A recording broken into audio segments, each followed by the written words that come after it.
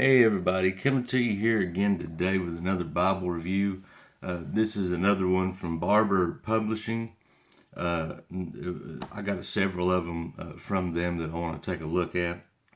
And this one is a really nice wide margin.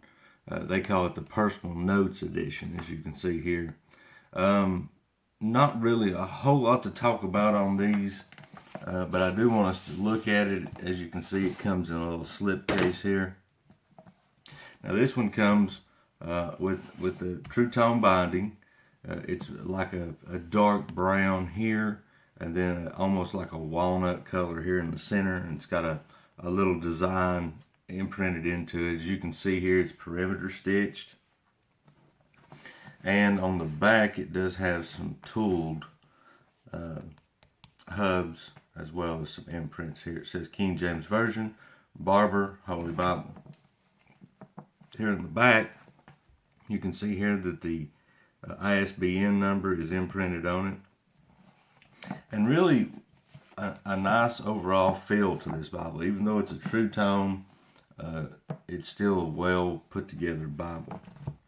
Now let's look into the inside of it. As you can see here, it does have a paste down liner. In the inside, it's gold gilded, and it does come with one, you can see right here, one brown ribbon. And so when you first open it up, you'll see here that there is a presentation page where you can put your name and all that information that you want to. It is Smith sewn. As you can see, if you look in the very front of your Bibles, you'll see the little stitching that goes inside of it. And this one was printed in China. Now, I want to get right into the text on this one, because that's really what we're going to look at. I'm going to flip over to this page here. Now, some features of this one that I want to bring out is, as you can see, here it does have subtopical headings. They are in bold print. It's double column format. No references whatsoever on the inside of it. And as you can see here, it has lined wide margin. Looks like about 2 inches for your wide margin for you to take notes. One of the drawbacks to these that I think when they put them in this style is double column is that one column doesn't get a set of notes. I like the single column wide margins that you can find out there, but that's just my preference. Maybe it's not yours, but I would say that I would prefer to see these in a single column. Now, one thing I want to talk about is the paper. The paper on these, I don't know if you can hear or not, but it's pretty thick. It may be one of the thicker papers that I have seen in a note-taking Bible. It's almost as thick as computer paper. I don't know what the GSM is on this. The box didn't say or anything like that, but I'm guessing it's fairly thick.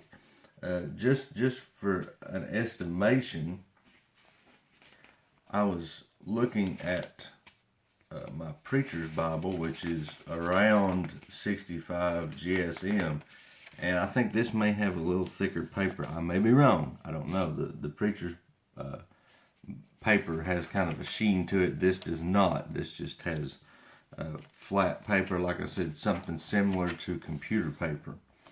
But like I said, you can see here that it does have your subtopical headings. Your chapter numbers are in bold, and as well as it has up at the top, you'll see where the book of the Bible is. Now, it's going to be this way all the way through, as we just flip through real quick and look.